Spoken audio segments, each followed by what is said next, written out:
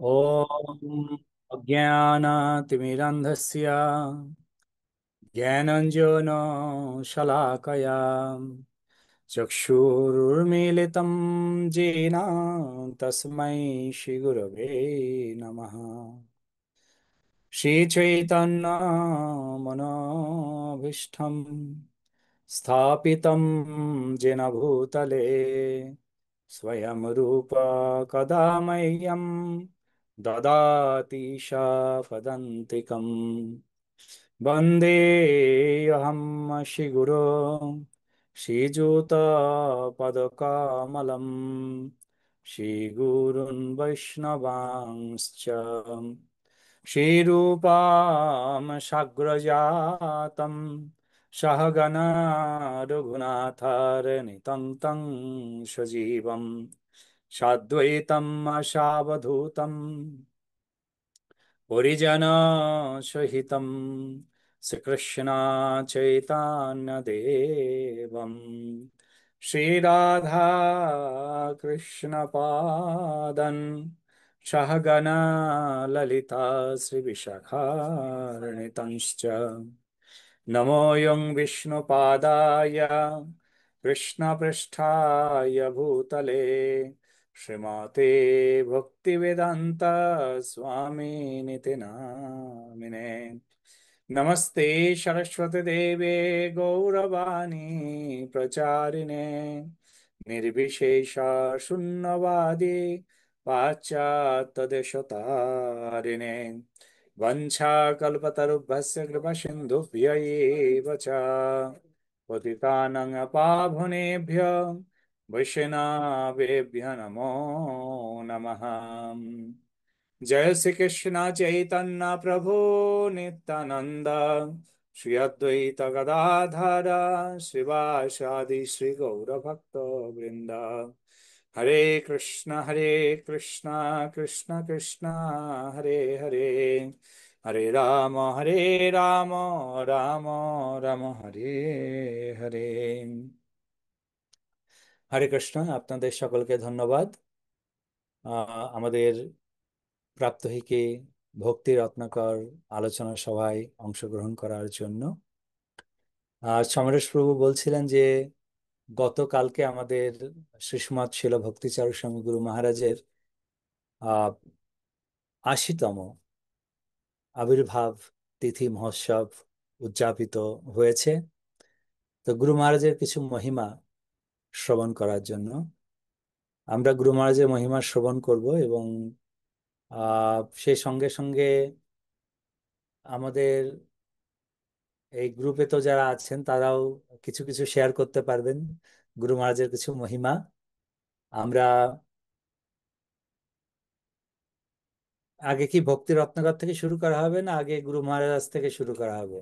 শ্যামাকান্ত মাতা কি বলেন? ও আপনি ভক্তি রত্নাকরে ঢুকলে গুরু মহারাজের সম্পর্কে আর বলার একটা অপশন থাকে না। আমাদের ভক্তি রত্নাকরে ঢুকে গেলে আমরা অন্যদিকে মনেই থাকে না। ঠিক আছে, তাহলে আমরা আগে গ্লোরিফিকেশন আগে করি ভক্তের তারপরে। মহিমা, তারপরে ভগবানের মহিমা। ওকে, ওকে, ধন্যবাদ। সময় যে কোন দিক দিয়ে যায় টেরই পাওয়া যায় না। আপনি মাতাজি যে বলছে করেন। অ্যাবসলিউটলি।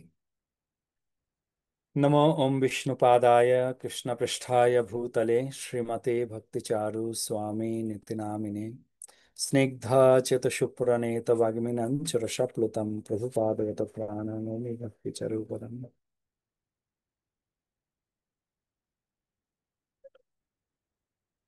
শ্রী সমাজশীল ভক্তিচারু স্বামী গুরু মহারাজের সম্বন্ধে আমরা বন্ধ করুন।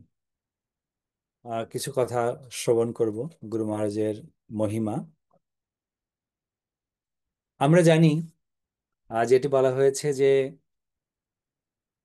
ভক্তদের মহিমা শ্রবণ করা এবং ভক্তদের মহিমা শ্রবণ করার মাধ্যমে সেই ভক্তের সঙ্গ করাও হয়ে থাকে। আমরা যখন কোনো ভক্তের গুণকীর্তন করি তখন আলটিমেটলি সেই গুণকীর্তনের মাধ্যমে আমরা তার সঙ্গ প্রাপ্ত হই।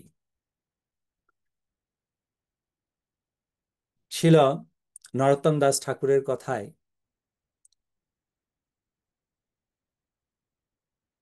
পুনঃপ্রার্থনা যখন তিনি রচনা করেন, সেই পুনঃপ্রার্থনাতে তিনি বলেছেন একদম লাস্টের লাইনে, রামচন্দ্র সঙ্গ মাগে নরোত্তম দাস। তো সঙ্গ কেন না, তার আগে তার গুণগান করলে তার সঙ্গ আমরা প্রাপ্ত হতে পারি। আর বিশেষ করে যখন একজন মহান ব্যক্তি ভাগবত সম্বন্ধে আলোচনা করা হয়, তখন তার তার কোনো কথাই নয়। কেননা আমরা জানি যে আমাদের সবসময়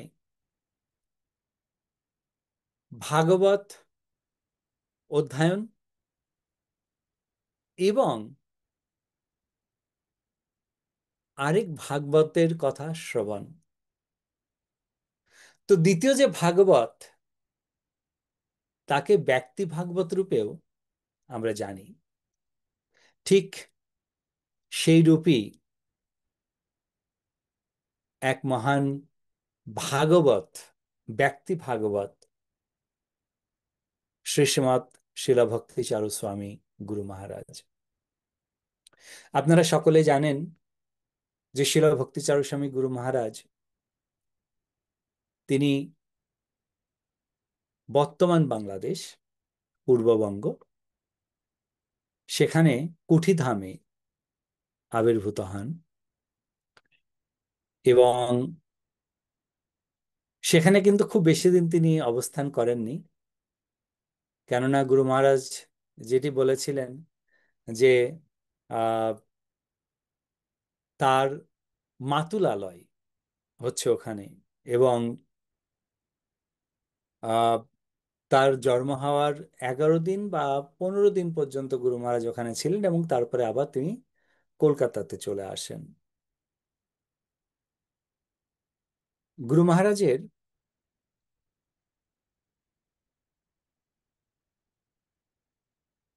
বাল্য জীবনীতে আমরা দেখতে পাই যে পূর্বে গত বছরও আমরা আলোচনা করেছিলাম আমাদের এই সঙ্গে, যে গুরু মহারাজ অ্যাকচুয়ালি ত্রিপুরাতে অনেকটা সময় তিনি কাটিয়েছেন। সেখানে তিনি আহ পড়তেন এবং সেখান থেকে, ত্রিপুরা থেকে যখন আহ তিনি তার পড়াশোনা সম্পূর্ণ করে তিনি বিদেশে গমন করেন উচ্চশিক্ষার জন্য। তো যখন ত্রিপুরাতে ছিলেন তখনই গুরু মহারাজের সঙ্গীতের প্রতি কিন্তু একটা আকর্ষণ গুরু মহারাজের সঙ্গে ছিল, সঙ্গীতের প্রতি। এবং গুরু মহারাজ কিন্তু খুব ভালো তিনি গিটার বাজাতেন ত্রিপুরাতে থেকেও।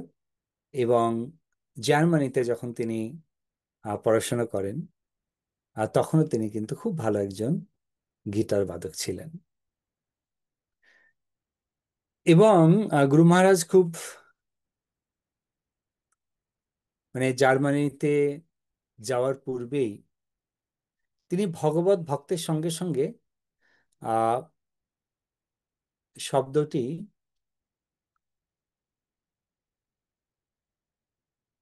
উম, ভাবছি যে কি শব্দ প্রয়োগ করা যেতে পারে। আহ উৎসাহী নয়, একটু অন্য প্রকার একটি শব্দ, যাই হোক মনে আসলে পরে আমি বলবো। যে এই ভগবত ভক্তির জিস্ট তিনি প্রাপ্ত হওয়ার জন্য, তার উচ্চশিক্ষা সম্পূর্ণ করার পরে তিনি যখন বুঝতে পারলেন যে জীবনের প্রকৃত উদ্দেশ্য হচ্ছে নিজেকে সব থেকে ভালোভাবে জানা এবং নিজেকে জানার মাধ্যমে পরমেশ্বর ভগবানের সেবা করা, তাই জার্মানিতে গুরু মহারাজ কয়েকজন আহ ভক্তের সঙ্গে সাক্ষাৎ হয়। তার মধ্যে একজন সর্বভাবনা প্রভু, তিনি গুরু মহারাজকে বলেন যে হরে কৃষ্ণ মুভমেন্টের ব্যাপারে। তো তাকে এমন প্রচার করা হয়নি আলটিমেটলি, বাট তিনি যখন শ্রবণ করছিলেন,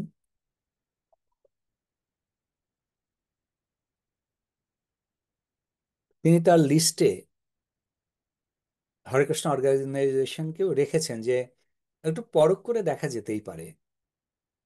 লং স্টোরি শর্ট, তিনি যখন ভাবলেন যে না, আমার জীবনের একমাত্র উদ্দেশ্য ভগবত ভক্তি যাজন করা, তো এই ভগবত ভক্তি যাজন করতে তিনি ভারতবর্ষে আসেন। এবং ভারতবর্ষে যখন তিনি আসেন তখন তার একটাই লক্ষ্য ছিল, একটি সঠিক জায়গা, একটি সঠিক জায়গা তিনি খুঁজে বের করবেন, যেটি ভগবত ভক্তির পথে অনুকূল এবং ভগবানের সঙ্গে ডাইরেক্ট সম্পর্ক করা যাবে, এইরূপ একটি অর্গানাইজেশনের কথা তিনি খুঁজছিলেন। তো তিনি সর্বপ্রথমে কলকাতায় তিনি আসেননি অ্যাকচুয়ালি। তিনি দিল্লি থেকে নেমে উত্তরাখণ্ড, হিমাচল, হরিদ্বার সমস্ত জায়গাতে তিনি যান। প্রত্যেকটি জায়গাতে এক একটা মন্দিরে 2 দিন 3 দিন করে করে তিনি অবস্থান করেন এবং সেই মন্দিরের যে বিধি, তাদের যে ভজন বিধি, এই সমস্ত ভজন বিধি কি রূপ, সেটি তিনি একটু পর্যালোচনা করছিলেন। এবং এই পরিভ্রমণ করতে করতে এমন কিছু জায়গাতে তিনি গিয়েছেন যেখানে তিনি দেখেছেন যে ভগবানের সঙ্গে, ভগবানের ভজনা করা বা ভগবানের সঙ্গে ডাইরেক্ট সম্পর্ক করতে গেলে তাদেরকে কি করতে হবে, না তাদেরকে গাঁজা খেতে হবে। তো সাধকদের দেখেছেন তারা গাঁজা খান। তো গুরু মহারাজ একসময় বলছিলেন যে আমি ভাবছিলাম যে গাঁজা খেয়ে যদি ভগবানের সঙ্গে সম্পর্ক স্থাপন করা যায়, তাহলে জার্মানিতে তার যে সমস্ত বন্ধু ছিল তার মধ্যে বেশ কিছু যারা এই পপ সঙ্গীত গাইতো, তারও সেরকম গাঁজা খেত। তো যে তাহলে তো আমার এই বন্ধুরাও হচ্ছে সেই সাধু, কারণ এখানে গাঁজা খেলে পরে সাধু হওয়া যায়। তার মানে তো আমার ওই বন্ধুরা তো সাধু, কিন্তু ওদের তো দেখেছি ওদের জীবনে তো সেরকম কোনো সুখ নেই। তো এভাবে করে তিনি সমস্ত জায়গাগুলোকে স্কেপ করে তিনি কোথাও ঠিক তার মন পুত ভাবে তিনি পেলেন না যে যেখান থেকে তিনি ভগবত ভক্তি যাজন সঠিকভাবে করতে পারবেন। এবং আপনারা জানেন সকলেই যে গুরু মহারাজ কলকাতায় ফিরে আসেন এবং কলকাতায় ফিরে এসে তিনি বাড়িতেই ছিলেন। এবং বাড়িতে থাকার পরেও তিনি ঘুরতে ঘুরতে একবার ইসকন মন্দিরে এসেছিলেন, কলকাতা মন্দিরে। আর কলকাতা মন্দির থেকে এসে অ্যাকচুয়ালি তার আগে গুরু মহারাজের যে বন্ধু সর্বভাবনা প্রভু, তিনি তাকে তার বাড়িতে গিয়ে তার সঙ্গে সাক্ষাৎ করেন এবং তিনিও এসেছেন ইন্ডিয়াতে। এবং তিনি জাস্ট এমনি কথা বলতে বলতে, চলো গিয়ে একটু ঘুরে আসি আমরা। কোথায়, না দেখো পাশে একটা মন্দির আছে ইসকন মন্দির, এই হরেকৃষ্ণ অর্গানাইজেশন, চলো সেই মন্দিরটাতে ঘুরে আসা যাক। তিনি প্রচার করেননি, বাট তিনি এভাবে করে নিয়ে এসেছিলেন।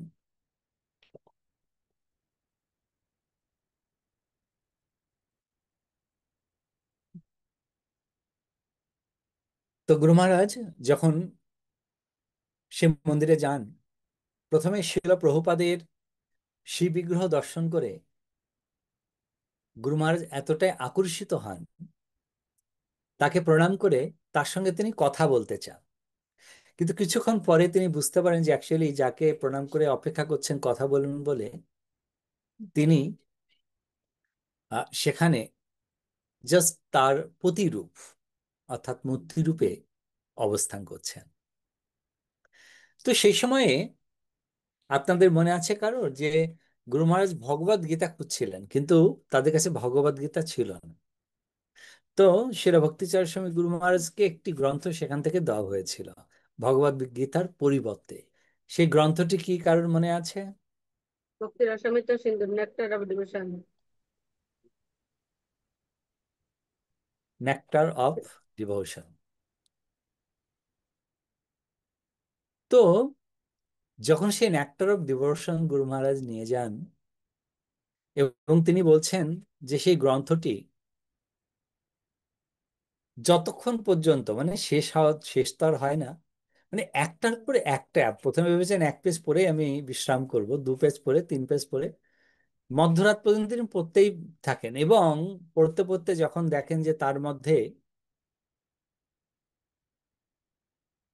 মুক্তির কথা বর্ণনা করা রয়েছে এবং মুক্তির প্রকারান্ত ভেদ বর্ণনা করা হয়েছে, তখনই অ্যাকচুয়ালি গুরু মহারাজ ভাবলেন যে আমি তো অ্যাকচুয়ালি এই ধরনের ফিল্ম, আমি তো জানতাম মুক্তি মানে একটাই মুক্তি, কিন্তু এই যে প্রকারান্ত ভেদের মুক্তি এত সুন্দরভাবে ব্যাখ্যা করা এই গ্রন্থের মধ্যে, এই জিনিসটি কোথায় পাওয়া যাবে? এবং তারপরে তিনি যোগদান করেন আহ ইসকনে। এবং কারো মনে আছে কোন সালেতে শিলা ভক্তি চারু স্বামী গুরু মহারাজ ইসকনে যোগদান করেছিলেন?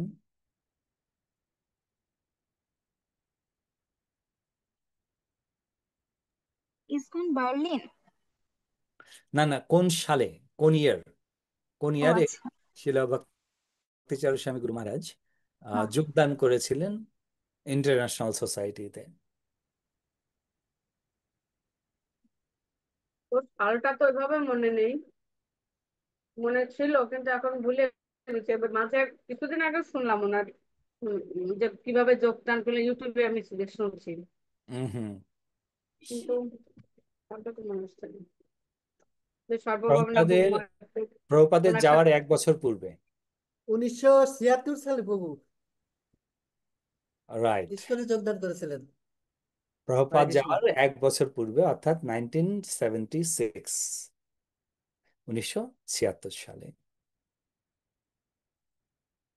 তো 76 সালেতে গুরু মহারাজ সিদ্ধাম মায়াপুরীতে যোগদান করেন এবং যোগদান করে আপনারা পরবর্তীতে তার শ্রীমুখ থেকেই তার লীলা শ্রবণ করেছেন অনেকেই, যে গুরু মহারাজ কিভাবে সেখানে তিনি প্ল্যান করেছিলেন যে তিনি গিয়ে সেখানেও কয়েকদিন থাকবেন, দেখবেন যে এই সমস্ত ভক্তরা তারা ভগবত ভক্তি কিভাবে যাজন করছে এবং সেই ভগবত ভক্তি যেরূপ ভাবে যাজন করা হচ্ছে, সেই ভগবত ভক্তি যাজন করে কি ব্যাক টু গড হেড মানে ভগবানের ধামে ফিরে যাওয়া যাবে। তো এটা অ্যাকচুয়ালি তিনি গিয়েছিলেন একটু যাচাই বাছাই করার জন্য।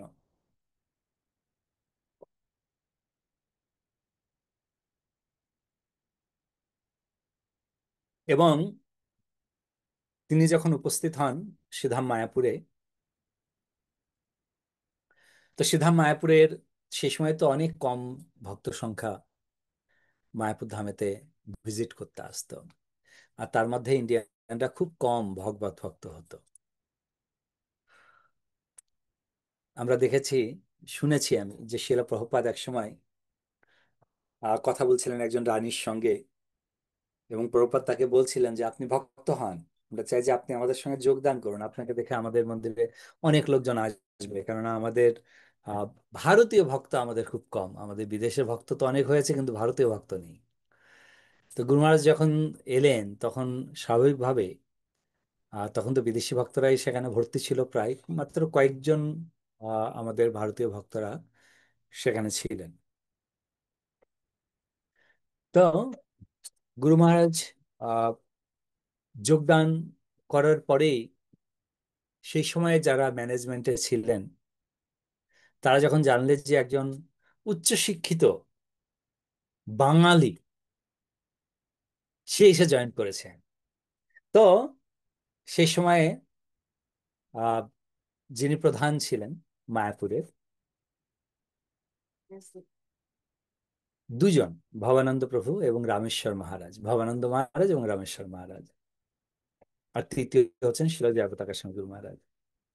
তো ভবানন্দ মহারাজ, রামেশ্বর মহারাজ তারা তার সঙ্গে দেখা করে তাকে উৎসাহ প্রদান করেন যে এখানেতে থাকার জন্য, এখানে সেবা করার জন্য। আর গুরু মহারাজের ইচ্ছা হচ্ছে কি শিল প্রভুপাদের সঙ্গে সাক্ষাৎ করা, কিন্তু প্রভুপাদ সে সময় ছিলেন না। অর্থাৎ সে সময় অ্যাকচুয়ালি তিনি মায়াপুরীতে ছিলেন না, তিনি ট্রাভেলিং করছিলেন। তো ভক্তরা তাকে বললেন যে আমাদের এখানে থাকতে গেলে আমাদের কিছু ক্রাইটেরিয়া আছে, রুল আছে, এবং সেই রুলস গুলো কি? প্রথমত তো হচ্ছে তোমার এই সুন্দর চুল কেটে ফেলতে হবে, হ্যাঁ, শিখা রাখতে হবে, ন্যাড়া মাথা হতে হবে। দ্বিতীয়ত, এক্সকিউজ মি, তোমাকে এই বস্ত্র পরিত্যাগ করে ধুতি পরতে হবে। তো গুরু মহারাজ বলছিলেন যে যখন এই হচ্ছে এটি বলা হয়, তখন আমি ভাবলাম যে ঠিক আছে, সে চুল কেটে নাইলে শিখা রাখলামই, পরে যদি ভালো না লাগে চলে যাবো, আবার চুল বড় হয়ে যাবে, অসুবিধা কোথায়? হ্যাঁ, আর প্যান্ট শার্ট খুলে ধুতি ঠিক আছে পরা যাবে, অসুবিধা কোথায়? তো তিনি আহ চুল কেটে প্যান্ট শার্ট ফেলে দিয়ে একটি ধুতি কিনে, এক্সকিউজ মি, তখন মন্দিরের মধ্যেই গিফট শপ তখনও ছিল, সেখানে ধুতি পাওয়া যেত। তো সেখান থেকেই ধুতি নিয়ে গুরু মহারাজ গঙ্গা গিয়ে স্নান করে সে ধুতি পরে তিনি এসেছেন। তারপরে আমরা জানি অনেক অন্যান্য সেবা তিনি সম্পাদন করেছেন, এবং সেবা সম্পাদন করার পরে তিনি যখন তার প্রথম দীক্ষা প্রাপ্ত হন, সাধারণত ভাবে আমরা ভগবত ভক্তি যাজন করলে আমাদের প্রথম দীক্ষার জন্য 1 বছর অপেক্ষা করতে হয়। কিন্তু কারোর মনে আছে যে শিল ভক্তি গোস্বামী গুরু মহারাজের কতদিন অপেক্ষার পরে তার দীক্ষা প্রাপ্ত হয়েছিল?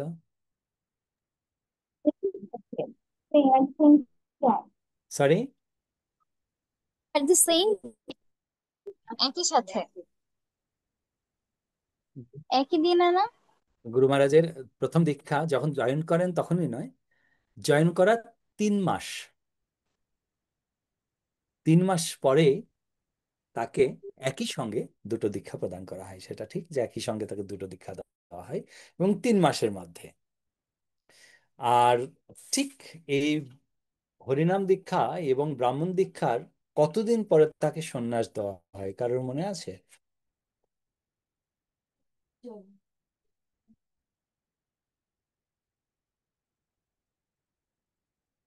এনিওয়ান? মাধবী, হরিপ্রিতা? হরে কৃষ্ণ প্রভু প্রণাম। হ্যাঁ, প্রণাম। প্রভু, ব্রাহ্মণ দীক্ষা এবং হরিনাম দীক্ষার 1 বছরের পরে আর কি ওনার সন্ন্যাস দীক্ষা হয়। 1 বছর না আরো কম? ভালো করে এক দেখতে হবে। বছরের থেকে একটু 1 বছরের কম প্রভু, কিন্তু আমার এক্সাক্ট টাইমটা মানে কত মান্থ তা মনে নাই। 1 বছরের ভিতরে আর কি ওনার সন্ন্যাস দীক্ষা হয়ে যায়। 1 বছর পরে তো প্রভাত অন্তর্ধান দিতেছেন। এক বছর সমাজবাবু, হয় কি করে? কৃষ্ণ প্রণাম প্রভু। প্রণাম। আমি যতটুকু জানি একসাথে হরিনাম দীক্ষা এবং ব্রাহ্মণ দীক্ষা একসাথেই হয়েছিল প্রভু, ওই যে রাইট, গুরু সন্ন্যাস মহারাজের। দীক্ষার কথা বলছি আমরা। ও, সন্ন্যাস যে দীক্ষাটা। হরিণ দীক্ষার কতদিন পরে সন্ন্যাস দীক্ষা হয়? ও আচ্ছা, এটা তো আমার যতদূর মনে পড়ে বহু 2 মাস, সঠিকটা জানা নেই। মানে 2 মাস কি 3 মাস এরকম একটা। হরিনাম এবং ব্রাহ্মণ দীক্ষা 3 মাস পরে, হ্যাঁ, আমি সেটাই ছ মনে পড়ছে মাসের একটা। মধ্যে হরিনাম দীক্ষা, ব্রাহ্মণ দীক্ষা এবং সন্ন্যাস হ্যাঁ, তিনি প্রাপ্ত হন। তো যখন এই হরিনাম দীক্ষা তিনি প্রাপ্ত হন, সরি, সন্ন্যাস দীক্ষা প্রাপ্ত হন, দীক্ষা প্রাপ্ত হওয়ার পরে তার পূর্বে তো গুরু মহারাজকে শিল প্রভুপাদ দায়িত্ব অর্পণ করেছেন যে প্রভুপাদের সমস্ত গ্রন্থাবলী বঙ্গানুবাদ করার জন্য, এবং গুরু মহারাজ সেটি প্রাইমারি সেবা রূপে তিনি গ্রহণ করেন এবং বঙ্গানুবাদ কাজে তিনি যুক্ত হন। তো সেই সঙ্গে সঙ্গে, সেই বঙ্গানুবাদের সঙ্গে সঙ্গে তিনি আরো সেবা করছিলেন, যেটি প্রভুপাদের সেবা করা, প্রভুপাদের সঙ্গে বিভিন্ন জায়গায় যাওয়ার ইত্যাদি। তো এক সময় যখন ছিল গুরু মহারাজকে জগন্নাথ মন্দিরের দায়িত্ব নিতে বলা হয়, জগন্নাথ মন্দির বলতে আমাদের মায়াপুরে রাজাপুর যে জগন্নাথ মন্দিরটি রয়েছে, সেই জগন্নাথ মন্দিরটি অ্যাকচুয়ালি ইসকনের আন্ডারে ছিল না। সেটি বাইরের একজন তার জমি। তো তারাই দেখাশোনা করতেন বংশানুক্রমে। তো পরবর্তীতে জগন্নাথ দেবের নির্দেশে যিনি দেখাশোনা করতেন, তিনি সেই সমস্ত প্রপার্টিটি ইসকনের নামে লিখে দেন। এবং ইসকনের নামে লিখে দেওয়ার পরে ওই মন্দিরে দেখাশোনা করার জন্য ইনচার্জ রূপে অ্যাকচুয়ালি গুরু মহারাজকে অ্যাপয়েন্ট করা হয়, শিলা ভক্তি চরণ গুরু মহারাজকে। এবং গুরু মহারাজ সেখানে আহ জগন্নাথের মহিমা সম্বন্ধে তিনি একটি গ্রন্থ প্রকাশ করেন সেই সময়, যে এই যে রাজাপুরের যে জগন্নাথ আমরা সেবার অধিকার প্রাপ্ত হয়েছি, কিন্তু এই জগন্নাথ কি মহিমান্বিত। তো এইভাবে করে গুরু মহারাজের আহ জগন্নাথের সেবাও চলতে থাকে এবং সেই সঙ্গে সঙ্গে তার গ্রন্থ অনুবাদের কার্যক্রমও চলতে থাকে। এবং গ্রন্থ অনুবাদের সঙ্গে সঙ্গে কিন্তু তিনি আমাদের যে ইসকনের গভর্নিং বডি কমিশন, সেই গভর্নিং বডি কমিশনেও তিনি যুক্ত হন, তাকে যুক্ত করা হয়। এবং সেই সঙ্গে সঙ্গে গুরু মহারাজ বিভিন্ন জোন এর দায়িত্ব পালন করেন। শিল গুরু মহারাজ তিনি তার যে মহিমা, তার মহিমার আমি একটু অন্য প্রকারের মহিমার কথা একটু বলি। যে আমরা জানি যে একজন সন্ন্যাসী সন্ন্যাসী তিনি সবসময় ভগবানের ভজন সাধনেতেই ব্যস্ত থাকেন এবং ভগবানের ভজন সাধনের সঙ্গে সঙ্গে তিনি ভক্তদের দেখাশোনা করেন, ভক্তদেরকে তার ভগবত ভক্তি জীবনে কোনো প্রকার অসুবিধা হচ্ছে কিনা। কিন্তু সেই সঙ্গে সঙ্গে গুরু মহারাজ ধাম এবং ধামবাসীদের প্রতি গুরু মহারাজের যে কি সেবা এবং কিভাবে তিনি সেই আহ ধামবাসীদেরকে সেবা করতেন, সেটি শুনলে আপনারা অবাক হবেন। শ্রীধাম মায়াপুরের নবদ্বীপ মণ্ডলে অনেক পুরানো পুরানো মন্দির আছে, অনেক পুরানো পুরানো মন্দির আছে। যে সমস্ত মন্দিরে আমাদের মহিমা যদি আমরা দেখতে চাই, সেটি আপনার আহ মহাপ্রভুর বিভিন্ন লীলার সঙ্গে সংযুক্ত আছে। তো সেই সমস্ত জায়গাতে, সরি জাস্ট আ সেকেন্ড, তো সে সমস্ত জায়গাতে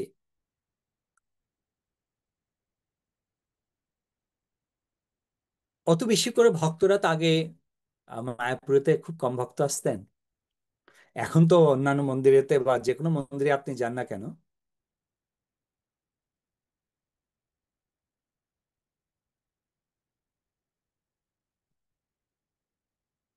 মাতে আমাদের সাউন্ড তো আমার মনে হয় অন্যান্যরা শুনতে পাচ্ছেন, রাইট? সাউন্ড হ্যাঁ, ওনার কারণে বৃষ্টি হচ্ছে, যার কারণে কানে হেডফোন লাগাতে হবে, কিছু করার নেই, অপশন নেই।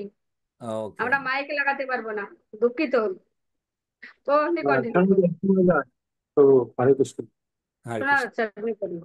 ঠিক আছে। তো এই যে বিভিন্ন আমাদের যে যার কথা বলছিলাম, যে নবদ্বীপ ধামের ঐতিহ্যবাহী মন্দিরগুলো ইতিহাসের সঙ্গে যুক্ত, সেই সমস্ত মন্দির পরিচালনার জন্য তখন যেহেতু এত বেশি ভক্ত যেতেন না, তারা কিছু কালেকশন করতেন, কিন্তু এই কালেকশনটাও পর্যাপ্ত হতো না। তো আমি দেখেছি যে স্পেসিফিক্যালি তিনটে মন্দির থেকে, যে তিনটে মন্দিরের মধ্যে একটি মন্দিরে আপনার সারঙ্গ ঠাকুর, তারপরে হচ্ছে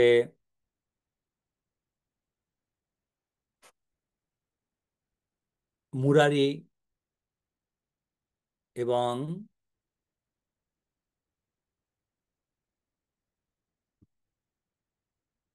কে বলেছিলেন সর্বজীবের দুঃখ প্রভু দেহ মোর ছিঁড়ে, যে আমি সবার দুঃখ নিয়ে নরকে যাব, সবার পাপ নিয়ে? কে বলেছিলেন, কি নাম তার? তার নামটা ভুলে যাচ্ছি। তারও সেবিত বিগ্রহ সেখানে বিদ্যমান রয়েছে।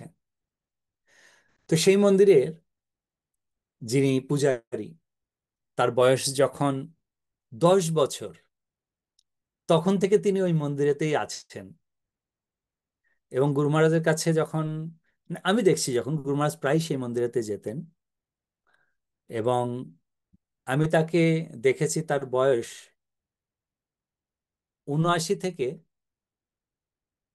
95 পর্যন্ত আমি দেখে এসেছি তার বয়স। 95-এতেও তিনি সেবা করতেন সেই মন্দিরে। তো সেখানে গুরু মহারাজ আসতেন, যখনই গুরু মহারাজ মায়াপুরে থাকতেন তিনি আগে কল করতেন, জানতেন যে মহারাজ কবে আসবেন। আর গুরু মহারাজ যখন এসে পৌঁছন, তিনি ঠিক একদিন পরে বা দুদিন পরে তার আইটিনারি জেনে তিনি ওখানে পৌঁছে যাবেন। এবং এসে যখন এনার সেবকদেরকে বলেন যে ঠিক আছে, আহ, আমি মহারাজের সঙ্গে দেখা করতে চাই। অনেক সময় তো একবার গুরু মহারাজের সঙ্গে কেউ ছিলেন সেক্রেটারি, তো তাকে দেখা করতে দেননি। তো গুরু মহারাজ সামহাও রাদার বাইরে এসেছেন তার রুম থেকে, এবং এসে দেখছেন যে তিনি বসে আছেন। তাকে এসে গুরু মহারাজ প্রণাম করে তাকে বলছেন, আপনি কখন এলেন? তো বলছেন যে প্রায় 3 ঘন্টা আগে। 3 ঘন্টা আগে এসে আপনি বসে আছেন এখানে, আমাকে তো জানানো হয়নি। তা গুরু মহারাজ ফাইন্ড আউট করছেন যে কে, মানে তাকে এইভাবে 3 ঘন্টা ধরে বসিয়ে রেখেছে কে। যাই হোক, সেটা পরে যাব। তো গুরু মহারাজ প্রচন্ড ক্রোধান্বিত হয়েছিলেন সেই ভক্তের প্রতি, এবং তখন তাকে বলেছিলেন, শুধু তাকেই নয় সমস্ত ভক্তদেরকেই বলেছিলেন যে এই ধরনের ভক্তরা যখন আসেন তাদেরকে যেন 3 মিনিটও অপেক্ষা করা না হয়, ইমিডিয়েটলি যেন আমাকে খবর দেওয়া হয়। তো গুরু মহারাজের সঙ্গে গুরু মহারাজ অনেকক্ষণ ধরে কথাবার্তা বললেন, তার সঙ্গে কথাবার্তা বলার পরে তারপরে গুরু মহারাজ বললেন যে ঠিক আছে, আপনার মন্দিরেতে সেবা কার্য চলার জন্য প্রতি মাসে মাসে আমি একটা অর্থ আপনাদের মন্দিরেতে প্রদান করব। তো গুরু মহারাজের যিনি অ্যাকাউন্টেন্ট ছিলেন তাকে বললেন যে তুমি আজকে তাকে কিছু অর্থ তার মন্দিরের জন্য দাও, আর প্রতি মাসে মাসে একটা অর্থ যেন তার মন্দিরেতে সেবা কাজে, মানে ভগবানের সেবা কাজের যেন কোনো অসুবিধা না হয়। তো এইভাবে করে আমরা দেখেছি যে প্রায় 5-6টা মন্দির প্রায় গুরু মহারাজের কাছে আসতেন। গুরু মহারাজ যখনই মায়াপুরে থাকতেন তারা আসতেন, আর গুরু মহারাজ তাদের ঠিক আছে। ইভেন আপনারা জানেন যে মানে সন্ন্যাসী তিনি টাকা কোথায় পাবেন? হ্যাঁ, ভক্তরা শিষ্যরা যে সমস্ত আহ, প্রণামী তাকে প্রদান করেন, সেই প্রণামী সেটাও তিনি যে এরিয়াতে থাকেন সেই এরিয়ার মন্দিরেতে দিয়ে দেন। কিছু প্রণামী যেটি তার ঘরেতে এসে দেন সেটা তার যে ডেভেলপমেন্ট অ্যাকাউন্ট রয়েছে সেই অ্যাকাউন্টে থাকে মন্দিরের, এবং সেখান থেকে এই সমস্ত সেবা করা হয়। তো এই সঙ্গে সঙ্গে আমরা দেখতে পাই যে তার ফলে সমস্ত যে মন্দিরের আহ যে সমস্ত সেবায়েতগণ রয়েছেন গুরু মহারাজের নামে আর শিলা প্রভুপাদের নামে তারা সকলে পাগল। তো এইভাবে করে গুরু মহারাজ শুধুমাত্র ভগবত ভক্ত এবং তার শিষ্য শিষ্যাদেরকেই নয়, তিনি পাশাপাশি যে সমস্ত লোক মানে মন্দির আছে এবং সেখানেও যেন ভগবানের সেবা সুন্দরভাবে হয় সেটিও কিন্তু তিনি দেখতেন। তো এই যে কোয়ালিটি গুলো আমরা সাধারণত ভাবে সাধারণ ব্যক্তিদের মধ্যে এই জিনিসগুলো কিন্তু আমরা দেখতে পাই না। এবার আমি একটা লীলা আপনাদের মুখ থেকে শ্রবণ করব, তারপরে আবার অন্য আরেকটি লীলা বলবো। কে বলবেন? একটু হাত তুলুন তো গুরু মহারাজের সম্বন্ধে।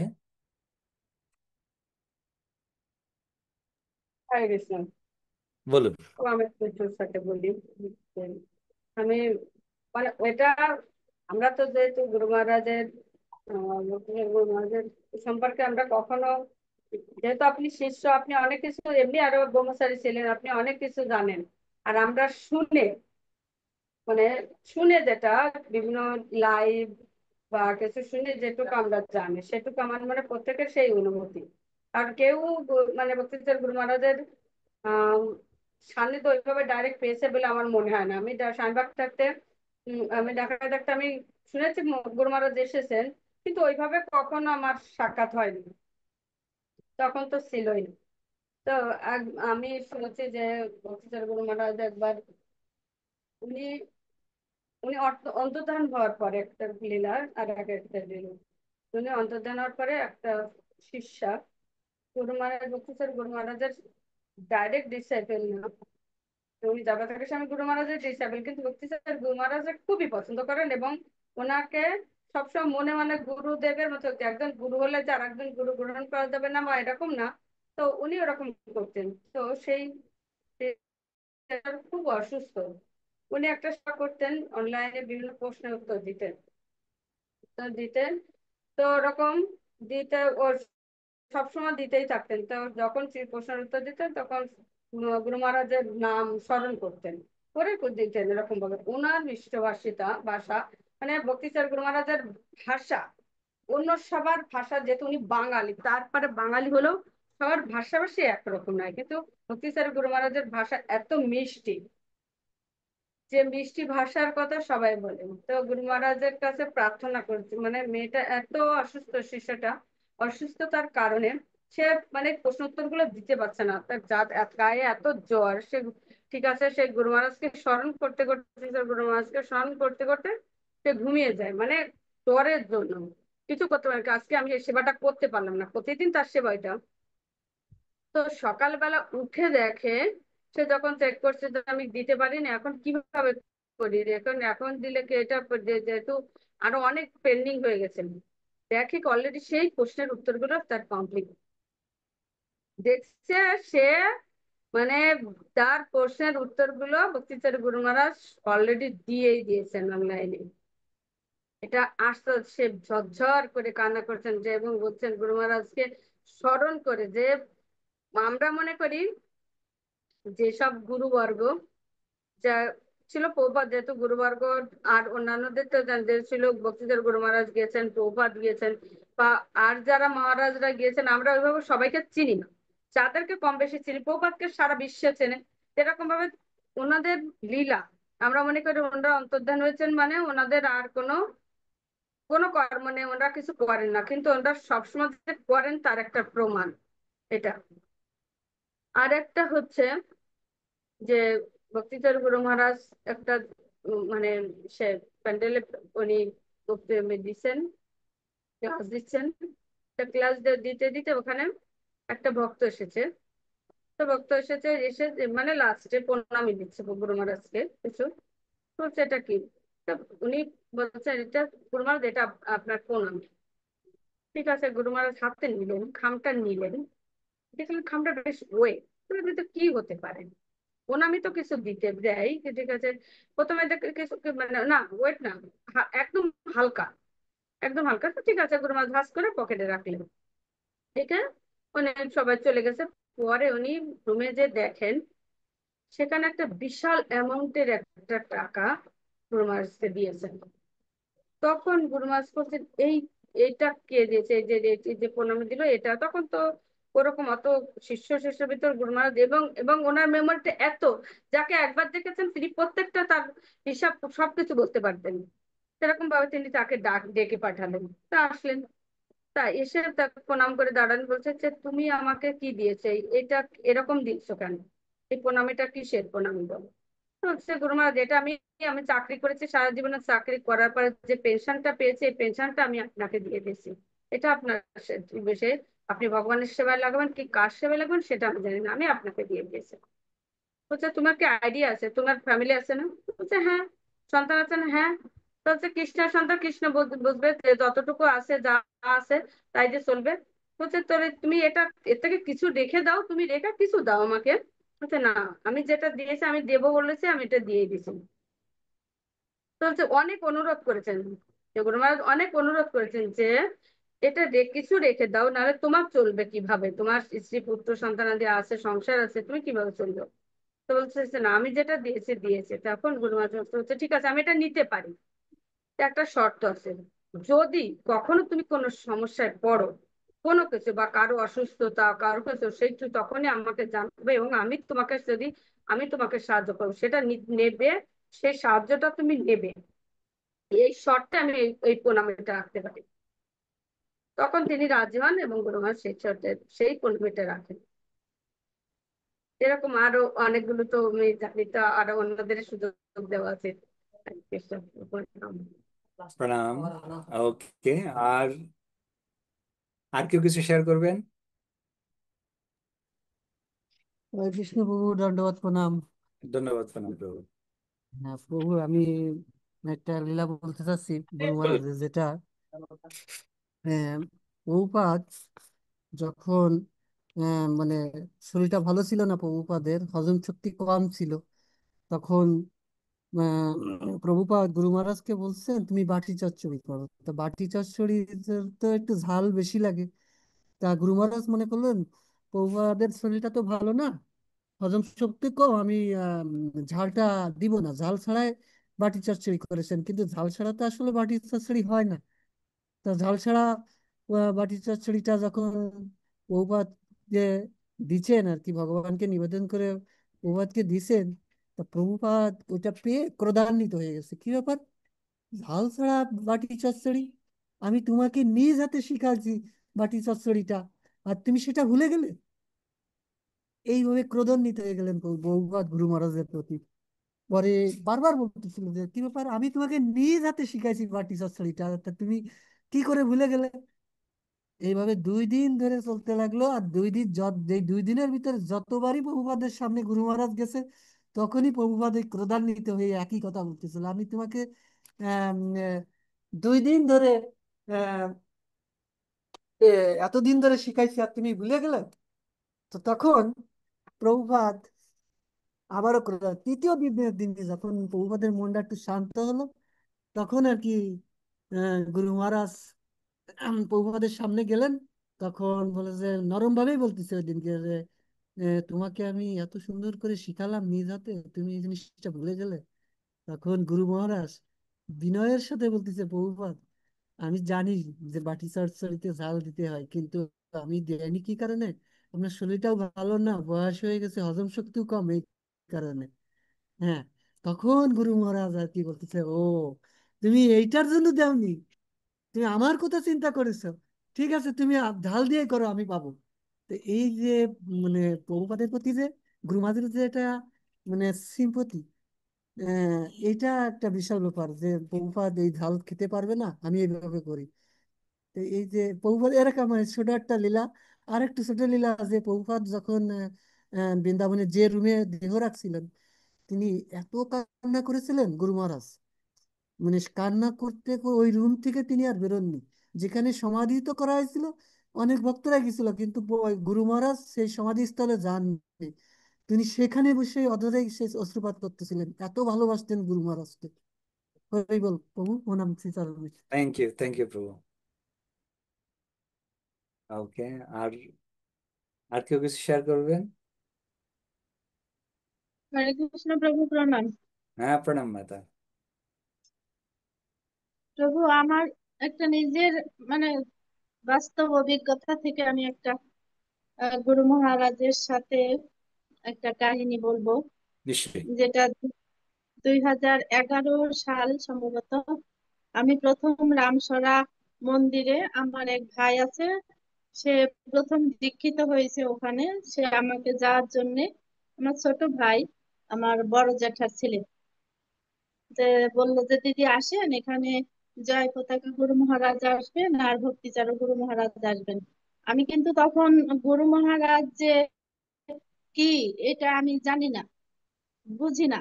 এখন যেমন অনুভবটা হয় যে এখন এই মুহূর্তে যদি এই সময় আমি দেখাটা হইতো, তাহলে না জানি আমার কত ভালো লাগতো। কিন্তু তখন জানি যে একটা গুরু মহারাজ আসবে, ওদের গুরু মহারাজ, আমি একটু যাই, কন্যাটা ওনারা দেখতে হয়, দেখলে ভালো হয়, এরকম মনে করে আমি গেলাম। যাওয়ার পরে ওখানে অনেক বড় একটা তাঁবু টাঙায়ে প্রভুজিরা মাতাজিরা ওখানে থাকে। ওখানে দীক্ষা হয়েছে তখন, মনে হয় গুরু মহারাজের লাস্ট দীক্ষা কিনা ওইটা, রামসরা মন্দিরে। তখন আমি গেলাম, যাওয়ার পরে ভোরে উঠে সকালবেলায় ভোরবেলায় যে 4টার সময় স্নান, 3:30টায়, তখন স্নানে গেলাম। ওই যে শ্যামকুণ্ডতে সম্ভবত, হ্যাঁ, শ্যামকুণ্ডতে স্নান করলো সবাই পুকুরটায়। ওখানে ওদের দেখা দেখে আমিও গেছি, মানে সবাই যা করছে আমিও তাই করছি। কি ভালো কি মন্দ কিছুই বুঝি না। তারপরে আসলাম, আসার পরে দেখছি যে মাতাজিরা সবাই তিলক করছে, আমি তখন তিলক করতেও জানি না। তো একজন মাতাজির পাশে যে দাঁড়িয়ে আমি, মাতাজি আমার বয়সে ছোট ছিল, তখনই আমার বয়স অনেক ছোট ছিল, কিন্তু ওনারা ভক্তি পথে অনেক অগ্রগতি এখন বুঝি। যে মাতাজি আমাকে একটু তিলক করে দেন। তো উনি খুব আন্তরিকতার সাথে আমাকে তিলক করে দিল।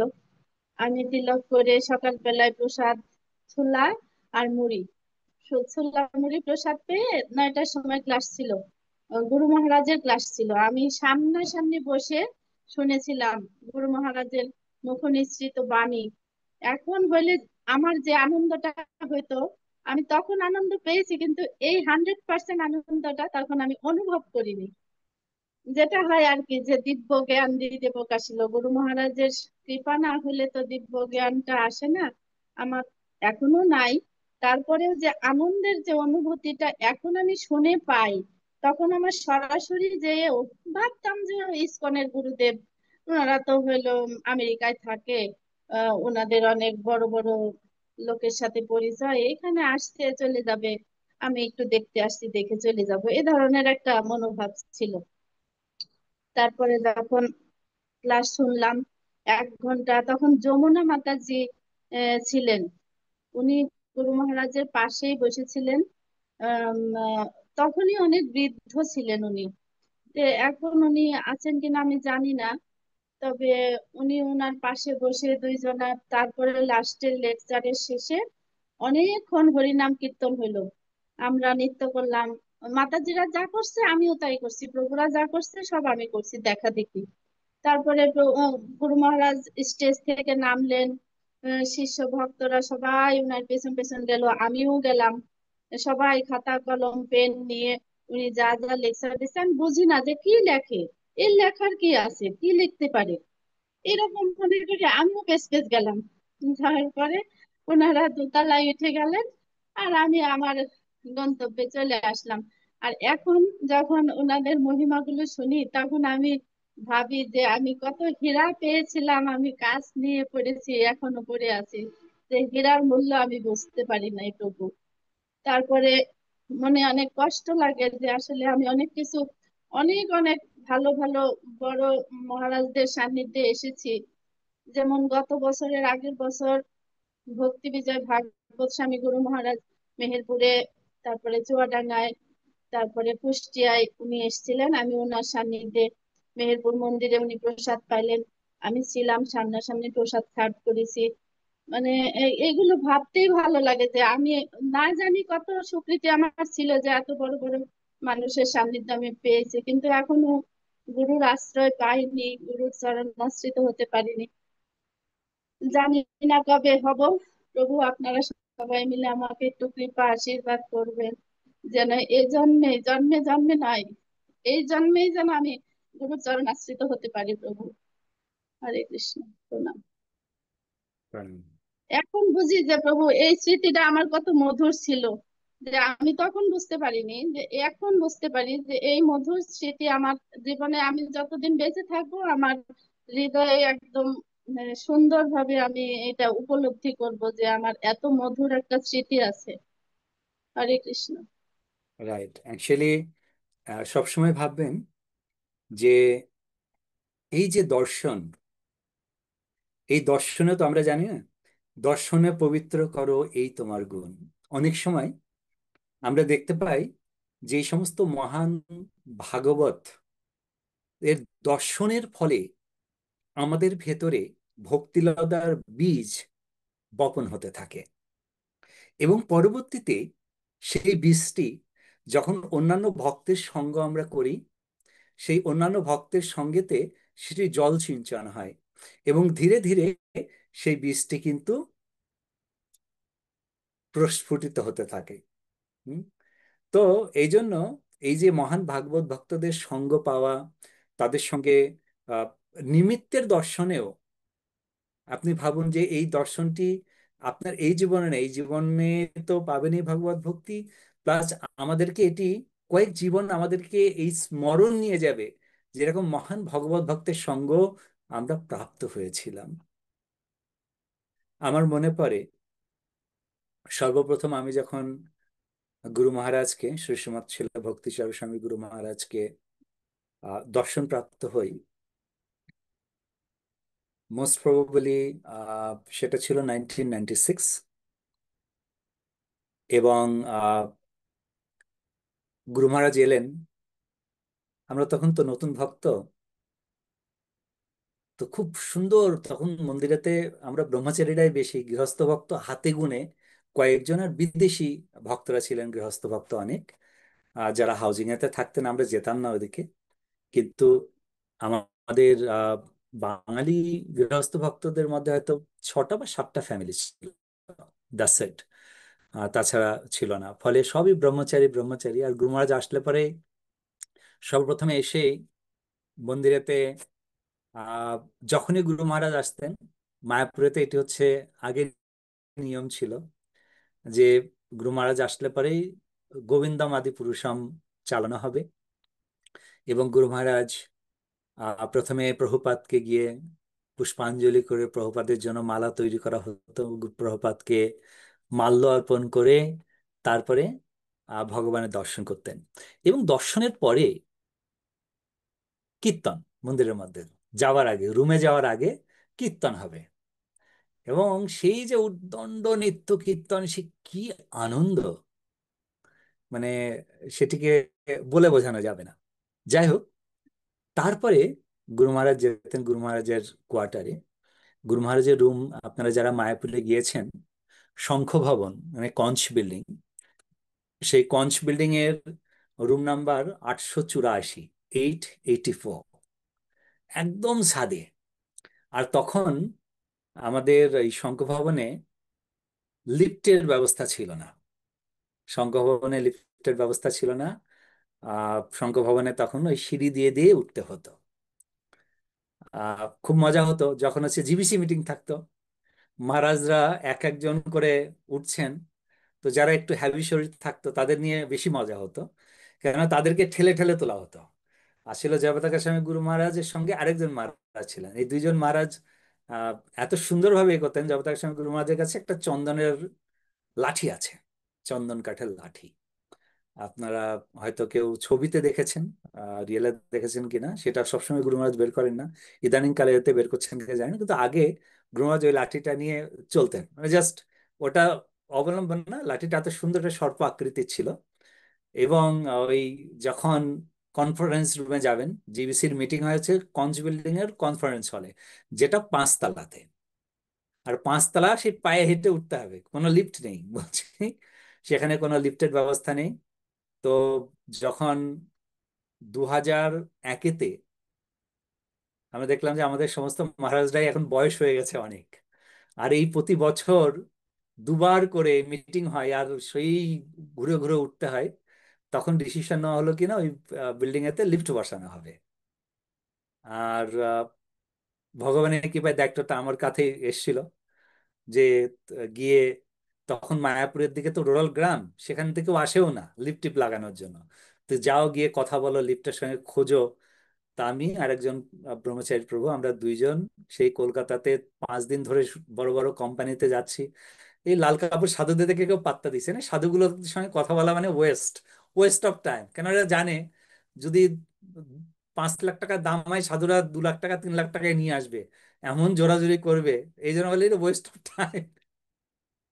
তো সামহাও রাদার, যাই হোক, আমরা বড় বড় কয়েকটি কোম্পানিতে গিয়েছিলাম, বাট তাদের প্রজেক্টগুলো অনেকই হাই কোয়ালিটিস, যেটা আমাদের বাজেটের বাইরে ছিল।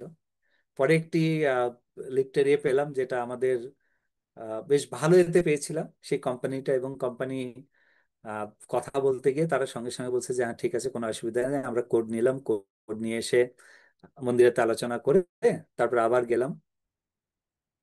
এবং তারা ছিল যে লিফট লাগানোর পরে আমাদের গৌর পূর্ণিমার সময়, কারণ আপনারা জানেন লিফট যে কোনো সময় খারাপ হয়ে যায়, এই একটু শর্ট সার্কিট বা একটু কিছু কোথাও ইয়ে হলে পরে লিফট বন্ধ।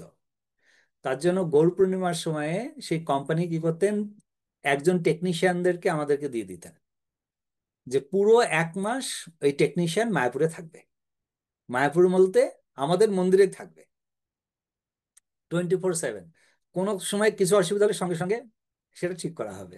এবং আমরা কি করতাম, ওই 1 মাস তাকে রুম দিয়ে দেওয়া হতো। তো যাই হোক, যেটাতে আসছিলাম, সিঁড়ি করে উপরে উঠতেন। উপরে উঠে গুরু মহারাজ তার রুমে গিয়ে, তিনি গিয়েই কিন্তু বিশ্রাম করতেন না। রুমের মধ্যে গিয়েই তার আপনারা যখন মায়াপুরে যাবেন, তার রুমে যাবেন, 8084 রুমটা একটু মিউজিয়াম মতো তৈরি করা হয়েছে। তো সেখানে রুমে ঢুকেই গুরু মহারাজের প্রথমে বাম দিকে তো অফিস, ডান দিকেতে সেক্রেটারি রুম আছে, আর তার ভেতরেতেই একটা হল রয়েছে, যেখানে গুরু মহারাজ বসে ভক্তদের সঙ্গে কথা বলেন, লেকচার দেন, জপ ক্লাস হয়। তো সেখানে বসে গুরু মহারাজ কি করতেন, গুরু মহারাজ সবাইকে নাম ডেকে ডেকে, মানে এত ভক্ত, কিন্তু কারোর নাম তিনি বলেননি। সারা পৃথিবীতে তিনি ঘোরেন, নাম বলেননি। হুম, প্রত্যেকে নাম ডেকে ডেকে, তুমি কেমন আছো, ভজন সাধন কেমন চলছে, কোনো অসুবিধা হচ্ছে না তো মন্দিরেতে, কোনো অসুবিধা হচ্ছে না, সেবায় কোনো অসুবিধা হচ্ছে না, শারীরিক কোনো অসুবিধা নেই তো, ইত্যাদি। একদম অ্যাজ ইট ইজ, মানে নিজের যখনই গুরু মহারাজ, যেটা শ্যামাকান্ত মাতা বললেন, যে অ্যাকচুয়ালি গুরু মহারাজের মুখের যে শব্দ, বাক্য, সেটি শ্রবণ করলে, আমরা বলি না অনেক সময় একজনের কথা, সে ভালো কথাই বলছে, খুব ভালোভাবে বলছে, কিন্তু আমাদের কাছে মনে হচ্ছে যে এত কর্কশ, এত কর্কশ এবং এত কঠিন, আমাদের হৃদয়ে খুব ব্যথা দেয়। তিনি যে বলছেন খারাপ মনোভাবে তা নয়, কিন্তু কিন্তু তার সাউন্ডটাই, তার গলার যে ভলিউম বা তার প্রেজেন্টেশনটাই ওই। কিন্তু কিছু ব্যক্তি আছেন, যদি ক্রোধান্বিত হয়েও কথা বলেন, সেটাও শুনতে বেশ ভালো মিষ্টি লাগে। তো ঠিক সেইরূপই হচ্ছেন শিলা ভক্তিচরণ স্বামী গুরু মহারাজ। তিনি আহ ক্রোধান্বিত হতেন তার শিষ্যদের প্রতি, বিশেষ করে সবার প্রতি তিনি ক্রোধান্বিত হতেন না। তার কাছাকাছি যে সমস্ত ভক্তরা সেবা করতেন, তারা গুরু মহারাজের ক্রোধ দেখেছেন, কিন্তু সেই ক্রোধ গুরু মহারাজের সুমিষ্ট। তো এইভাবে করে গুরু মহারাজ সেখানে ক্লাস দিতেন। তো আমার প্রথম সাক্ষাতের পরে আমি গুরুচরণ আশ্রয় করি, এবং গুরুচরণ আশ্রয় করে আমার প্রথম হরিনাম দীক্ষা। তখন গুরু মহারাজের কাছ থেকে দীক্ষা পেতে গেলে, মায়াপুরে ভক্তিচরণ স্বামী গুরু মহারাজের কাছে ব্রহ্মচারীরা দীক্ষা নেবে মানে আপনার ওয়েটিং লিস্ট 5 বছর। 5 বছর পরে গিয়ে আপনি দীক্ষা পাবেন, এটা হচ্ছে ওয়েটিং লিস্ট। তো যাই হোক, কোনো প্রকারে তার আগে হবে না। কিন্তু আমি 3 বছরের মাথাতে পেয়ে গেছিলাম। আমি দেখছি যে এত লম্বা টাইম দীক্ষার জন্য, বরঞ্চ আমি ব্রাহ্মণ দীক্ষাটাও একসঙ্গে তৈরি করে নিই। তো আগের দিনে ব্রাহ্মণ দীক্ষার জন্য 100টা প্রশ্নের উত্তর লিখতে হতো। উম, সেটা শ্রীমদ্ ভাগবত এবং চৈতন্য চরিতামৃত এবং ভগবদ গীতা থেকে, 150টা। তো সেটাকেও আমি প্রিপারেশন করি। হরিনাম দীক্ষার পরীক্ষা দেওয়ার পরে সে ব্রাহ্মণ দীক্ষারও প্রিপারেশন করে লিখে টিকে জমা দিয়ে দিই। এখন হরিনাম দীক্ষা নিয়ে বলে, আপনার হরিনাম দীক্ষা নেই, এখন আপনি জমা দিচ্ছেন? যখন হবে তখনকার জন্য, এটা অ্যাডভান্স জমা দেওয়া থাকলো। তো যাই হোক, অদ্বৈত আচার্য প্রভুর আবির্ভাব তিথিতে আমি হরিনাম দীক্ষা প্রাপ্ত হই। সেটা 99-এর বিগিনিং এ, মানে অদ্বৈত সপ্তমীতে, 98-এ, 99, 98-এ। এবং তারপরে 2000-এতে আমি ব্রাহ্মণ দীক্ষা প্রাপ্ত হই, তার ঠিক 2 বছর পরে। না, অ্যাকচুয়ালি 98-এ, হ্যাঁ 98-এ আমি হরিনাম দীক্ষা পাই, এবং 2000-এতে ব্রাহ্মণ দীক্ষা প্রদান করা হয়। যদিও তার আগে ব্রাহ্মণ দীক্ষা নেওয়ার আহ, ইচ্ছা থাকলেও, যখনই দীক্ষা অনুষ্ঠান, আমরা তখন বাইরে প্রচারে, মানে বুক ডিস্ট্রিবিউশনেতে আমরা ছিলাম, তো ফলে দীক্ষা অনুষ্ঠানের সময় আমরা থাকতে পারি না, তো প্রচারেই থাকতাম। যাই হোক, গুরু মহারাজের একদম কাছাকাছি সেবা করার সুযোগ প্রাপ্ত হলো যখন আমি মায়াপুরেতে অবস্থান করি।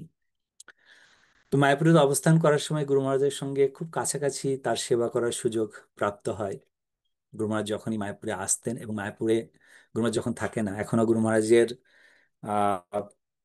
প্রেরিত কিছু ইমেল আমি সুন্দর করে ওগুলোকে প্রিন্ট করে রেখে দিয়েছি গুরু মহারাজের। যদিও মানে হাতের লেখা লেটার গুলো তো রাখতে পারিনি তখন। তো গুরু মহারাজের, ঠিক আছে, গুরু মহারাজের লেটার রাখা আছে মায়াপুরে কোনো এক জায়গায়, হয়তো আমার কোনো পাণ্ডুলিপির মধ্যে আছে। কিন্তু তিনি যে সমস্ত ইমেল কনভারসেশন হতো, গুরু মহারাজ ইমেল পাঠাতেন, আমি তার রিপ্লাই করতাম, তার কয়েকটি প্রিন্ট করে রেখে দিয়েছি।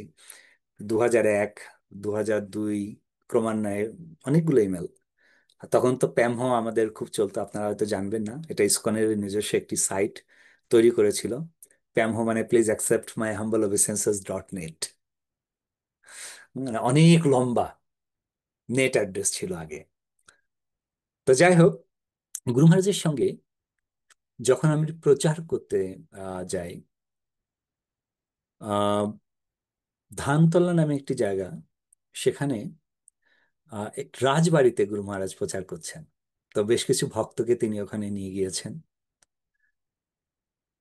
গুরু মহারাজ লেকচার দিচ্ছেন সেখানে। অ্যাকচুয়ালি সেই রাজবাড়ির লোকেদের সঙ্গে গুরু মহারাজের সাক্ষাৎ প্লেনে, এবং প্লেনে দেখা হতে তারপরে তারা পরিচয় প্রদান করেন, গুরু মহারাজও পরিচয় প্রদান করে। গুরু মহারাজ বলছেন, ঠিক আছে, তো আপনাদের এত বড় প্যালেসটি রয়েছে, সেই প্যালেসটা গভর্নমেন্ট মিউজিয়াম রূপে ব্যবহার করে, কিন্তু ভেতরের যে বাড়িগুলো এখনো তার অধিকার তাদের বংশধরদের হাতেই আছে। Excuse me. তো তারা সেখানে যান না, খুব কম। তো গুরু মহারাজ বলছে যে আপনাদেরকে আমরা বছরে একটা করে প্রোগ্রাম করব সেখানে। কেননা মদন মোহন মন্দির রয়েছে, যেটি বলছিলেন কত, প্রায় 1800 বছরের পুরানো। সেই মন্দিরেতে আমরা, গুরু মহারাজ ওখানে প্রোগ্রাম করেছেন, সেই মন্দিরে আরতি, ভোগ, সবার জন্য প্রসাদ, ইত্যাদি ইত্যাদি। তো সেখানে আমরা দর্শন করতে পারি ক্লোজলি যে গুরু মহারাজ বলেন যে শ্রী চৈতন্য মহাপ্রভু তিনি মহাবাদান্য, তিনি এতটা কৃপা করে গেছেন জগৎজীবের উদ্ধারের জন্য, যথেষ্ট। কিন্তু সেই যে জগৎজীবের উদ্ধারের জন্য মহাপ্রভুর যে বাণী, সেই বাণীকেও আরো সহজভাবে আমাদের সকলের সামনে উপস্থাপন করেছেন জগৎগুরু শিল প্রভুপাদ। তাই আমরা চাই যে শিল প্রভুপাদের সমস্ত গ্রন্থ আপনারা সবাই অধ্যয়ন করুন। এবং তারপরে গুরু মহারাজ সেই ভাগবত গীতা যথাযথ থেকে তিনি ক্লাস দেন, এবং দিয়ে ওখানে আমরা প্রায় 200 ভগবত গীতা নিয়ে গিয়েছিলাম। 5 মিনিটের মধ্যে সেই 200 ভগবত গীতা বিতরণ হয়। 5 মিনিট লম্বা লাইন গুরু মহারাজের অটোগ্রাফ নেওয়ার জন্য সেই ভগবত গীতাতে। তো যাই হোক, এই প্রোগ্রাম করতে করতে হঠাৎ করে আমাদের এই এক গড ব্রাদার্স, তাকে গুরু মহারাজ একটি দায়িত্ব দিয়েছিলেন কিছু একটু ভেতরেতে করার জন্য। কিন্তু সামহাও আদার সে ওই গুরু মহারাজের এই বুক ডিস্ট্রিবিউশনে লেগে গেছে, ভুলে গেছে। সে গুরু মহারাজ তাকে বলেছেন তুমি ভেতরে গিয়ে এটা করো। আমি গুরু মহারাজের কাছেই রয়েছি, গুরু মহারাজের পাশে। আর সেই ভক্তটা গুরু মহারাজের, মানে আমি গুরু মহারাজের ডান সাইডে দাঁড়িয়ে আছি, গুরু মহারাজকে গ্রন্থগুলো দিচ্ছি, গুরু মহারাজ অটোগ্রাফ করে করে তাদেরকে দিচ্ছেন, তিনি দাঁড়িয়ে আছেন। তো প্রায় শেষের দিকে গিয়ে বলছে যে আচ্ছা ওটা রেডি হয়েছে। তখন সেই ভক্ত আটকে উঠে, হ্যাঁ, আরে গুরু মহারাজ তো আমাকে বলেছিল। সেখান থেকে দৌড় দৌড়ে ঘরে গিয়ে সেগুলো রেডি করছে। তো গুরু মহারাজ সেই কার্যক্রম সম্পূর্ণ করে তারপরে এলেন সেই স্থানে। অ্যাকচুয়ালি ওটি ছিল হচ্ছে আমাদের উপরে এই যে রাজবাড়ির যে সমস্ত লোকেরা ছিলেন তাদের সঙ্গে গুরু মহারাজ প্রসাদ নেবেন, তো সেই জায়গাটা রেডি করার জন্য বলা হয়েছিল। তখন গুরু মহারাজের লাঞ্চের টাইম অতিবাহিত হয়ে গেছে, আর প্লাস গুরু মহারাজের লাঞ্চ থেকে গুরু মহারাজ গেস্টদেরকে লাঞ্চ খাওয়াবেন, সেটা হচ্ছে সব থেকে গুরুত্বপূর্ণ, সব থেকে ইম্পর্টেন্ট। তারপরে যাই হোক, গুরু মহারাজ সেখানে প্রসাদ তো হয়ে গেল। গুরু মহারাজ তো তখন কিছু বলেনি। প্রসাদের পরে, সবার প্রসাদের পরে তারপর গুরু মহারাজ ডাকলেন, আমাকে বললেন যে ওকে ডেকে নিয়ে আসো। ঠিক আছে, আমি গিয়ে ডেকে আনলাম।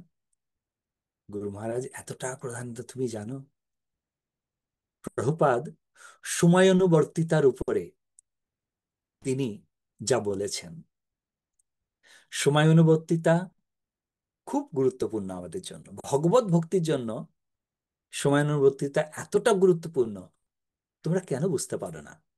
তোমাদের ভগবত ভক্তির জন্য এই সময়ানুবর্তিতাটা খুব প্রয়োজন।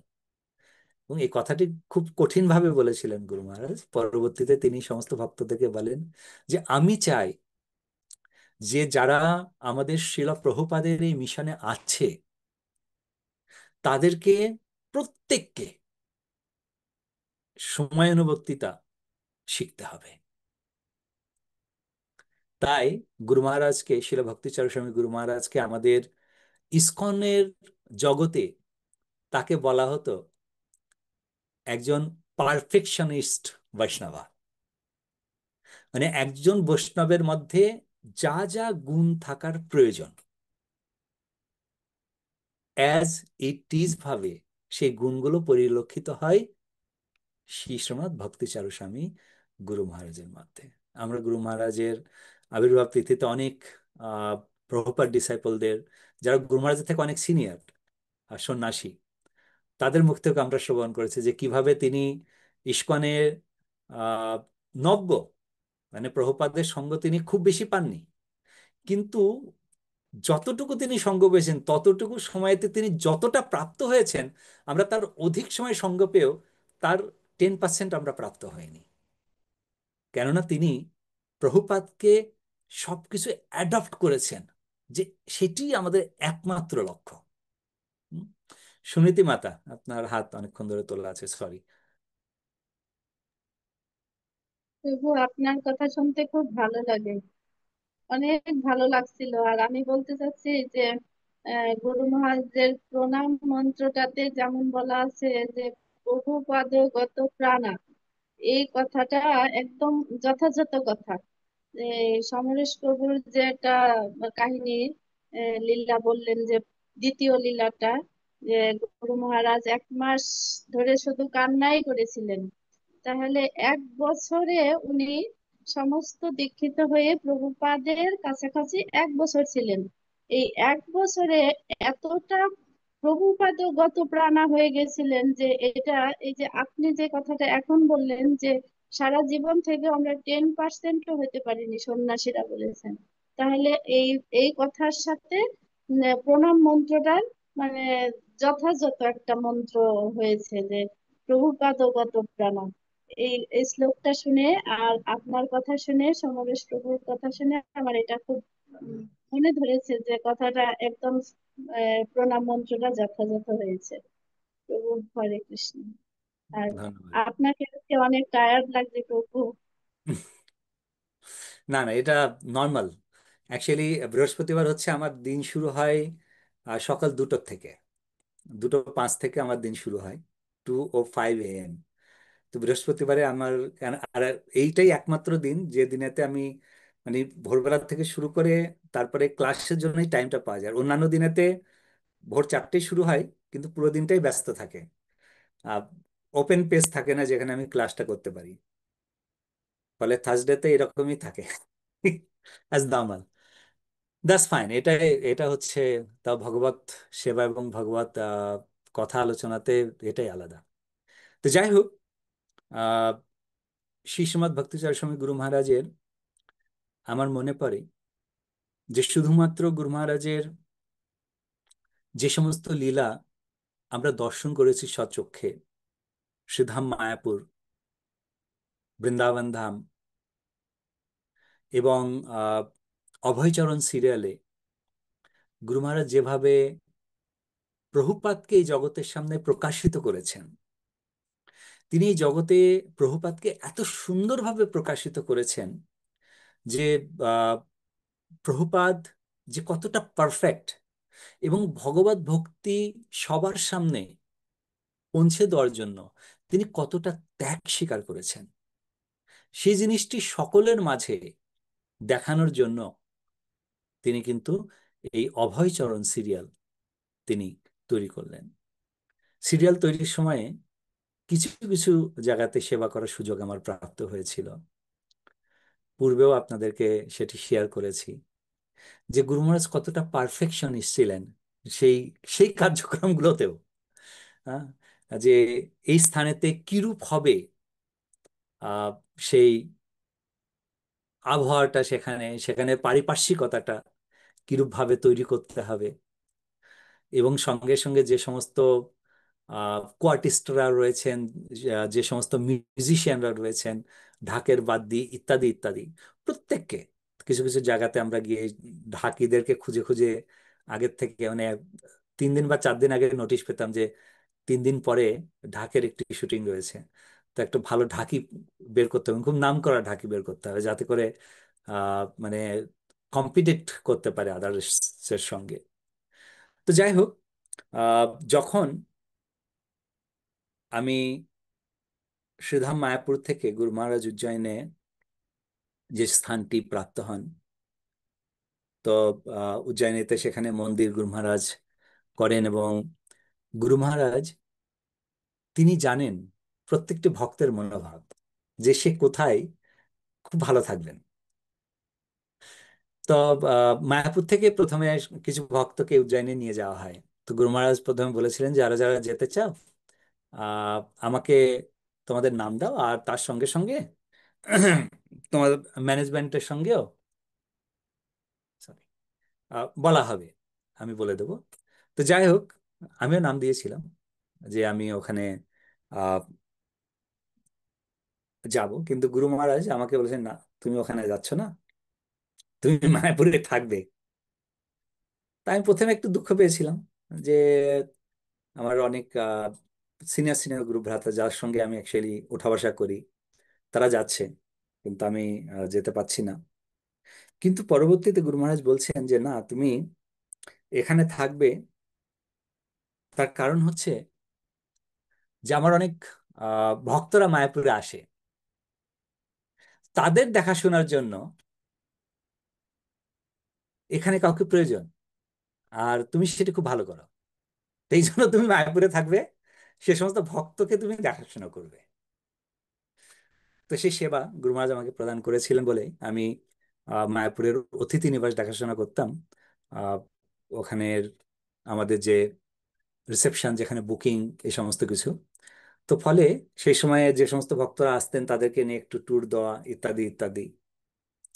এবং এই সেবাতে গুরু মহারাজ খুব সন্তুষ্ট ছিলেন। তো প্রায় এই যেন গুরু মহারাজ আহ মায়াপুরে আসার আগে কোনো গেস্ট আসছেন তার, তখন তিনি আগে ফোন করতেন, নাহলে ইমেল করবেন।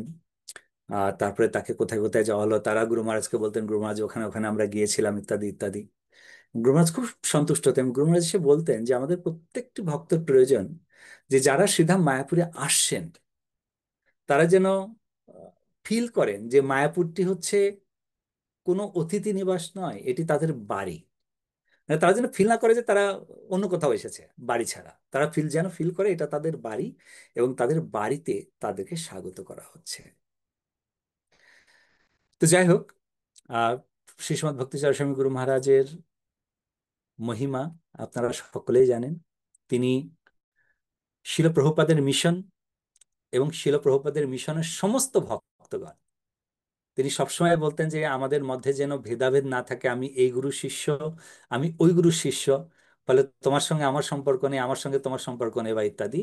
গুরু মহারাজ বলতেন যে আমরা প্রত্যেকেই গুরু ভ্রাতা, আর তুমি আমাকে কতটা ভালোবাসো সেটা আমি দেখতে পাবো, তুমি আমার গুরু ভ্রাতাকে কতটা বেশি ভালোবাসো, আমার থেকে বেশি ভালোবাসো কিনা। এই জিনিসটি কিন্তু সবসময় গুরু মহারাজ আমাদেরকে বলতেন। এবং গুরু মহারাজের শিক্ষাতে আমরা শিক্ষাপ্রাপ্ত হয়েছি যে আমাদের যত গুরু মহারাজ আছেন ইস্কনের, প্রত্যেকেই আমাদের গুরু মহারাজ, প্রত্যেকেই। এবং তাদের প্রত্যেককে আমরা, মানে আমাদের গুরু মহারাজের থেকে আরো বেশি করে আমরা তাদেরকে কিন্তু সম্মান প্রদর্শন করে থাকি এবং তার কথা শ্রবণ করি। তো যাই হোক, আজকের সময়টা সত্যি খুব তাড়াতাড়ি পার হয়ে গেল। 12টা 5, আমাদের কাছে 6 মিনিট সময় আছে। আমি 6 মিনিট পরে অন্য একটা কল আছে, আমাকে সেই কল নিতে হবে। তো আরেকটু কিছু লীলা বলি। সুধাম মায়াপুর থেকে যখন আমি আমেরিকাতে আসি, তো এখানে গুরু মহারাজ এদিকে তো আসতেন না, ওয়াশিংটন ডিসিতে খুব কম আসতেন। তো গুরু মহারাজকে যখন আমি অনুরোধ করলাম যে গুরু মহারাজ আমি তো যাচ্ছি ওখানে, তো আপনি কিন্তু ওখানে আপনাকে আসতে হবে। এবং গুরু মহারাজ কথা দিয়েছিলেন যে তিনি আসবেন যখনই তুমি এই এরিয়াতে আসবেন, বিশেষ করে আহ নিউ ইয়র্ক নিউ জার্সির দিকে যখনই আসবেন, কারণ সেটা একই রুটে পড়ে আমাদের রুটটা। এবং আহ, আমি এলাম এখানে নয়ের লাস্টে 2011-তে সর্বপ্রথম গুরু মহারাজ আসেন এই এরিয়াতে। 2011, 2012, 13-তে আসেননি, 14-তে এসেছেন, 15-তে আসেননি, 16-তে এসেছেন। তো তারপরে 17-তে আসেননি, 18-তে এসেছেন, আর 19-এ এসেছেন। 20-তে গুরু মহারাজের 19-এ এসে তিনি ডিক্লেয়ার করে গেছিলেন তিনি এখানে সেমিনার করবেন, এবং সে তখন দীক্ষা অনুষ্ঠান হবে, জুলাই মাসে সেমিনার হবে। সমস্ত কিছু অ্যারেঞ্জ দায়িত্ব ছিল আমারই তা করার জন্য। তো যাই হোক, তো গুরু মহারাজ যতবার এসেছেন প্রত্যেকবারই যেহেতু এখানে আমাদের গড ব্রাদার্স কেউ নেই, আমি একা, আর আমি অত বেশি ভালো রান্নার পারদর্শিতা ছিলাম না, কিন্তু তথাপিও গুরু মহারাজের জন্য যতটা পারি এখানে রন্ধন করি। গুরু মহারাজ প্রসাদ নিতে নিতে গুরু মহারাজ অনেক কথা বলেন, এবং সেই সঙ্গে সঙ্গে গুরু মহারাজকে যখন ড্রাইভ করে আমরা এই গুরু মহারাজ যেখানে থাকেন সেখানে নিয়ে যাই, তখন অনেক কথা গুরু মহারাজ বলতেন। সব থেকে গুরুত্বপূর্ণ, গুরু মহারাজ সবসময় একটি কথা বলতেন, যে যে কোনো প্রকারে তোমরা প্রভুপাদের মিশনকে ছেড়ে যেও না। কেননা প্রভুপাদের মিশন এমনই একটি মিশন যে আমাদের সবসময় মায়াদেবী চেষ্টা করবে যে এই মিশন থেকে দূরে সরিয়ে দেওয়ার জন্য। তো সেটাকে যেন না হয়, প্রভুপাদ মিশনের থেকে আমরা যেন সরে না যাই, কেননা প্রভুপাদের মিশনে থাকলে পরে 100% গ্যারান্টি যে প্রভুপাদ আমাদের সকলকে তার কাছে নিয়ে যাবেন। তার জন্য আজকে আহ শিষ্যমাত শিল ভক্তিচর স্বামী গুরু মহারাজের আহ আবির্ভাব তিথির পরবর্তী দিন আমরা গুরু মহারাজের কাছে প্রার্থনা করি যে গুরু মহারাজ আপনি অনুগ্রহ করে আমাদের সকলকে সেই শক্তি প্রদান করুন এবং সেই কৃপা বাড়ি বর্ষণ করুন, আমরা যেন সবসময় শিল প্রভুপাদের এই অর্গানাইজেশন, এই সোসাইটির আনুগত্যে থেকে আমরা শিল প্রভুপাদের মিশনেতে সেবা করে জগৎ কল্যাণ এবং নিজের ভগবত ভক্তির কল্যাণ আমরা করতে পারি। হরে কৃষ্ণ।